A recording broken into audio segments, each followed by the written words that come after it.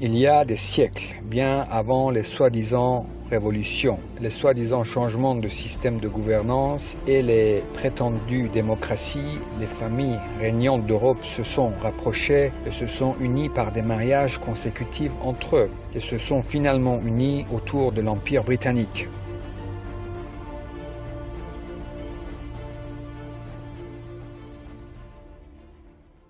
Ils se sont unis autour de l'Empire britannique et nous allons voir ici à quel point ils sont proches. Ici, nous voyons George V avec sa petite-fille, la reine Élisabeth d'Angleterre.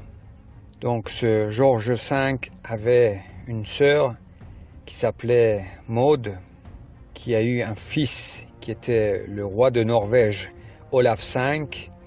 Et Olaf V a eu un fils, Harald V, l'actuel roi de Norvège, cousin de la reine Élisabeth d'Angleterre. Nous voyons à nouveau George V. George V avait un oncle qui s'appelait le prince Arthur, qui a eu une fille qui s'appelait Margaret. Et Margaret a eu une fille qui s'appelait Ingrid de Suède. Et Ingrid a eu une fille, Margaret II, l'actuelle reine du Danemark, cousine de la reine Élisabeth. Ce même Margaret, la cousine de George V, était aussi la mère de Gustave Adolphe, qui a eu Charles XVI Gustave, l'actuel roi de Suède, cousin de la reine Élisabeth. George V avait aussi une tante qui s'appelait la princesse Béatrice. Celle-ci a eu une fille qui s'appelait Victoria Eugénie, qui a eu un fils, Juan de Bourbon, qui était le père de Juan Carlos, le roi d'Espagne, et actuellement Felipe, qui est le roi d'Espagne. Et comme nous avons vu tout au début, George V avait un cousin germain, le tsar de la Russie. Leur mère était sœur. Alexandra de Danemark était la mère de George V, et sa sœur Maria était la mère de Nicolas II, le tsar de la Russie. Ici, nous voyons Maria et son fils Nicolas II et les 5 enfants de Nicolas II. Et George V a eu plusieurs fils. Il a eu le père de la reine Élisabeth, George VI, mais il avait aussi un fils qui s'appelait George de Kent. Ce dernier a eu un fils qui s'appelle Prince Édouard de Kent. Et nous allons voir qui est Édouard de Kent.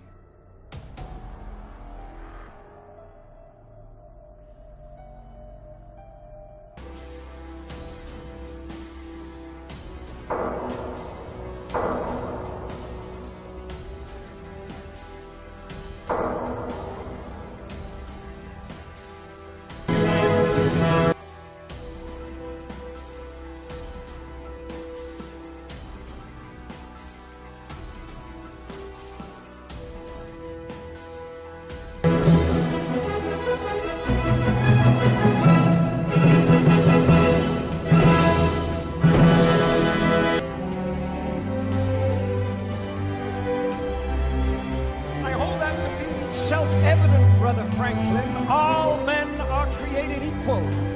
Indeed, Brother Washington, all Freemasons meet as equals, and we have an opportunity to create a nation in the very essence of Masonic morality. With freedom and tolerance of all religions and moralities that no government can oppress. You know, I think it would be a great idea if we wore our Masonic regalia when we're putting in place the foundation stone for the Capitol building. Freedom of speech, too, and the press, the right to peaceful assembly, and... Did you say regalia? Yes. Well, it would be wonderfully symbolic, don't you think? You'll be wanting to put the all-seeing eye on our banknotes next. You think I'm taking it a bit far? Please don't... To order, brethren, to receive the most worshipful, the Grand Master.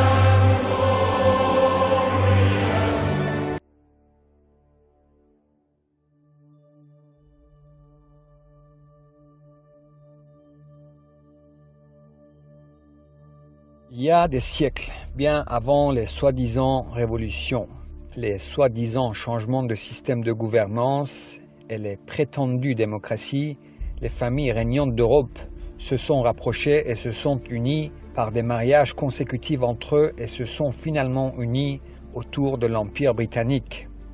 Ces familles ont compris qu'afin de ne pas perdre leur pouvoir, ils devaient s'unir et de manœuvrer subtilement auprès des peuples leurs sujets. Face au peuple, ils devaient être une seule force, un seul groupe dans le monde entier. Ils ont compris que pour régner continuellement, ils devaient manipuler les gens, ils devaient former et utiliser diverses et multiples formes de gouvernement, d'États, de partis opposés, de dirigeants, bref, des fusibles remplaçables qui sauteraient à leur place et qu'ils changeraient au gré des périodes et besoins. Et ils l'ont fait. Ils ont compris qu'ils devaient manipuler non seulement la majorité, mais aussi une minorité plus proche qu'ils avaient besoin de persuader et conquérir, qui serait plus ou moins au courant de cette vérité, des secrets, leurs gens. Et ils ont alors mis en place cette fraude de franc-maçonnerie.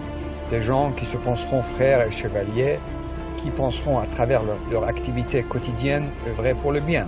Ils ont compris que pour réussir et arriver à leur fin, ils devaient procéder d'une manière méthodique, mathématique, scientifique, face aux masses et rester extrêmement bons et crédibles face à leur minorité. Pour les peuples, les masses, la fraude des États, les votations, la démocratie, les dictatures, les guerres, les coups d'État, les révolutions, etc., etc. Pour leurs gens, les francs-maçons, l'illusion d'une démarche vers un monde meilleur et équitable pour tous et de la bienfaisance et l'humanisme en surdose, associations et fondations à volonté, faire de la bienfaisance à grande échelle, et jamais leurs gens ne questionneront des bienfaiteurs soi-disant désintéressés.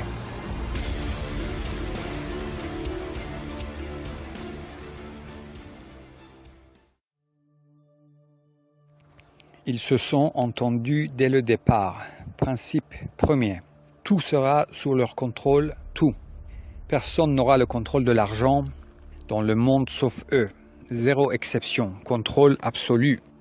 Les grandes sociétés, les multinationales, ils ont créé et créent. Tout ce qui est grand et tout ce qui grandit et réussit est à eux. 100%, zéro exception, zéro. Différents noms, différentes marques, différents pays, différents fondateurs. 100% à eux.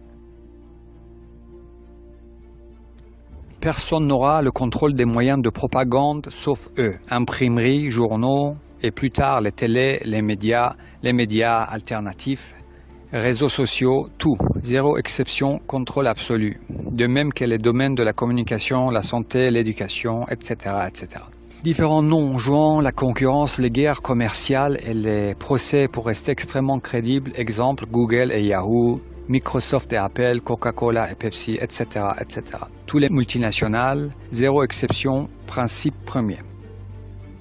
Bien ficelés et bien dirigés de manière méthodique, scientifique, les gens penseront vivre dans un monde divisé par des États et des régimes plus ou moins autoritaires ou démocratiques, alors qu'un seul groupe dirige et décide de quels gens de quel pays doivent bien vivre, quels gens de quel pays doivent travailler plus, quels gens de quel pays doivent souffrir économiquement, etc., etc.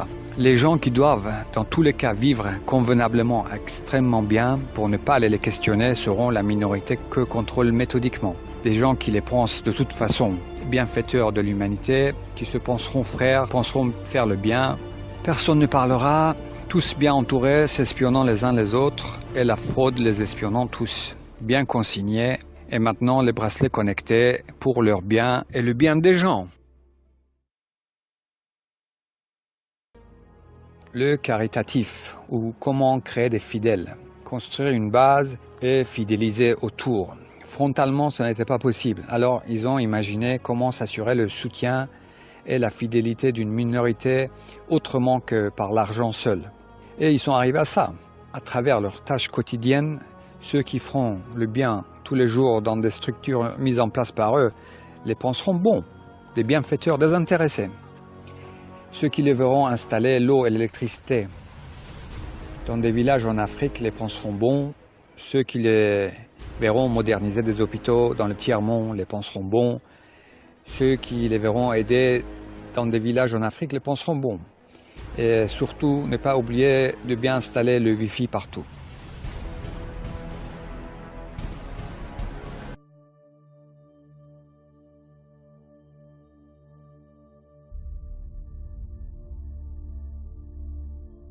À travers leur acte humanitaire, ils montrent par intérêt une volonté de vouloir faire le bien et aboutir à quelque chose de mieux pour tous. Ce n'est pas le cas, ce n'est pas leur but final. En agissant de sorte, ils savent que les gens honnêtes les protégeront, faisant confiance aux bienfaiteurs simples et désintéressés. Leur acte de bienfaisance est en premier lieu par intérêt, pas pour authentiquement aider. L'intérêt premier étant de séduire, plaire et convaincre une minorité d'accepter et de penser que tout ce qu'ils font est donc bon, et les laisser faire en les protégeant et en restant silencieux. Aider les gens, passer par la charité et la solidarité est une stratégie pour plaire et amadouer qu'ils ont élaborée il y a des siècles. Ce n'est pas une fin en soi, ils ne cherchent pas le bien-être commun. Leur acte caritatif est un calcul, sachant dès le départ que pour acquérir la fidélité des gens, qui les protégeront pas uniquement pour de l'argent, ils devaient de façon crédible paraître extrêmement bons et charitables, bref, des humanistes bienfaiteurs, désintéressés, et ils l'ont fait, et le font ainsi. Ils ont compris qu'ils devaient paraître honnêtes, et donc des gens qui ont pillé le monde entier, et des générations de gens dans des pays qu'ils ont qualifiés de non-civilisés se sont mis à promouvoir et vanter l'esprit chevaleresque et l'honnêteté et la moralité à leurs gens. Voilà, il n'y a plus de lutte de pouvoir dans ce monde. Il n'y a pas, il n'y a plus. Cela a été réglé il y a des siècles déjà. Un seul groupe, un seul mène le show. Les révolutions, les révolutionnaires, soi-disant emprisonnés héros, c'est eux. Le putschiste qui fait un coup d'état, le révélateur héros qui se cache dans une de leurs ambassades, c'est eux. Partout les mêmes. Il y a bien longtemps déjà, tout est faux, truqué. Mais il faut que ça reste extrêmement crédible, préparé des années et des décennies en avance, avec de multiples pions présentés au public et rendus plus ou moins connus par leurs médias pour des multiples variantes de scénarios de changement de régime au besoin.